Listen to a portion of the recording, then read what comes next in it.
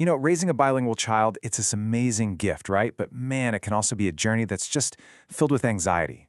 So in this explainer, we're going to tackle those fears head on with some solid, hard science. Let's get right into it. Sound familiar? Yeah, you are definitely not alone. I mean, these are the exact kinds of questions that keep parents and educators staring at the ceiling at 3 a.m. You're trying so hard to do the right thing, but all the advice you get seems to contradict itself, and a lot of it, well, it's not actually based on evidence. So today, we're going to cut through that confusion and bring some real clarity to these worries. Okay, so here's our game plan. First up, we're tackling the whole imperfect accent thing. Then we'll get into phonics and your child's first language. From there, it's off to the classroom to talk about language policies, and finally, we'll pull it all together and figure out what really, truly makes a difference. All right, let's dive into our first scenario, and this is a big one, a fear that so many parents have when they're speaking a language that's not their native one. And this is a totally real concern, right? Here's a parent who is doing something incredible for their kid. They're pouring in all this effort, this time, this love, but then there's this little voice in the back of their head, this nagging worry about their accent. So what does the research actually have to say about this? Okay, so this right here cuts straight through all that noise. The myth that you absolutely have to have a perfect native accent. But the reality, backed by decades of research from people like Petito, DeHauer, and Grosjean, is that what really matters, what truly wires a child's brain for language, is the quality of your connection. It's the back and forth, the smiles, the shared moments. But wait, it's a totally fair question, right? Won't hearing a bunch of different accents just confuse a baby's brain? I mean, if they're trying to learn the sounds of Spanish, won't hearing it with an English accent just mess things up? Well, the answer might actually surprise you. So, get this. Far from confusing them, being exposed to different accents is actually like giving their brain a superpower. It builds something called phonetic flexibility. It's kind of like a musician learning to pick out different instruments in an orchestra. A baby's brain does the exact same thing with language. It hears all these variations and starts to figure out the core patterns. And that process, it actually makes them better language learners, getting them ready for the real multilingual world out there. And this really gets to the heart of it, culture. It isn't transmitted through a perfect accent. It's passed on through shared experiences. The songs you sing, the stories you read, the moments you share. That connection, your authentic bond, that's the most powerful way to pass on both language and culture, period. Okay, let's move on to our second big question. This one builds right on top of that idea of connection, but now we're talking about the journey to becoming a bilingual reader. And here is another classic worry I'm sure a lot of you can relate.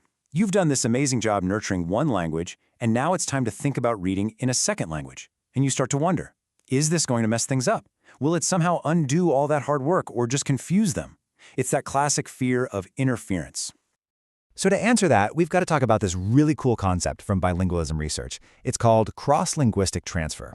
And the key thing to know is that it's not about interference, it's about synergy. The skills your child learns in their first language don't just sit there. They actively help them build the second one. Yeah, see, learning a language isn't a zero-sum game at all. Think of it more like building a house. The strong speaking and listening skills in that first language, the L1, that's your solid foundation. Then, building awareness of sounds like rhymes and syllables, that's the framework. And when you introduce phonics in the second language, the L2, you're just building on that solid structure. The first language literally makes the second one stronger. And the research here is it's overwhelmingly clear. I'm talking studies by big names like Genesi and Bialostock. They show that a kid's vocabulary and sound awareness in their first language are some of the absolute best predictors of how well they'll read in their second language. So, far from causing a problem, continuing to build up that fluent Spanish is probably the single best thing you can do for their future English reading.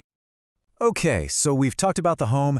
Now let's take these ideas into the classroom, because this is where policies can have a massive impact on a child's success and, honestly, their well-being. This brings us to our third big question. So here you see two totally different ways of thinking about this. On one side, you have the 0L1 policy. You might know it as English only. The idea is basically that if you throw kids in the deep end, they'll learn to swim faster.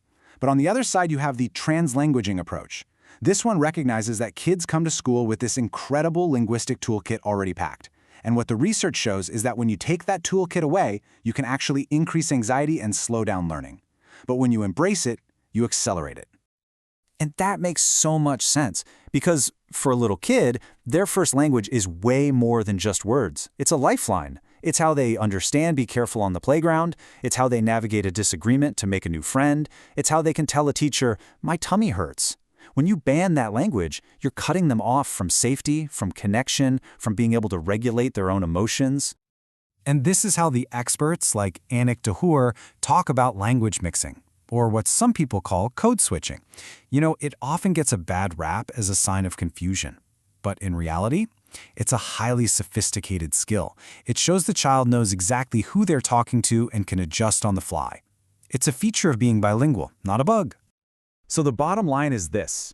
Policies that punish a child for using their home language, they're just not backed by the science at all. In fact, they can create shame, they can hurt that crucial bond between a teacher and a student, and they can put up huge walls to learning and equity. All right, we've talked about accents at home, phonics, and rules in the classroom, so now let's tie it all together. Let's connect the dots. What's the one big idea, the one message that runs through all of these situations? This is it, right here. If you only take one thing away from our whole conversation today, let it be this. Bilingualism thrives on connection, not on perfection. It doesn't matter if you're a parent with an accent or a teacher with a classroom full of different languages. The goal isn't to be perfect. The goal is real, meaningful human connection. So what really predicts success? It's not what you might think. It's not about perfect grammar or making sure they never ever mix their words. No.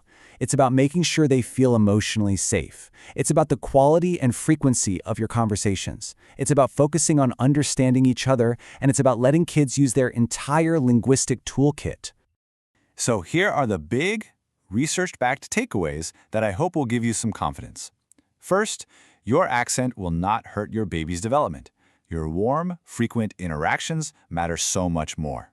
Second, it is absolutely safe and beneficial to introduce English phonics to your Spanish fluent child. And third, those 0 L1 policies in classrooms, the evidence just doesn't support them. Kids learn best when they feel safe and can use all the languages they know. So I want to leave you with this final thought.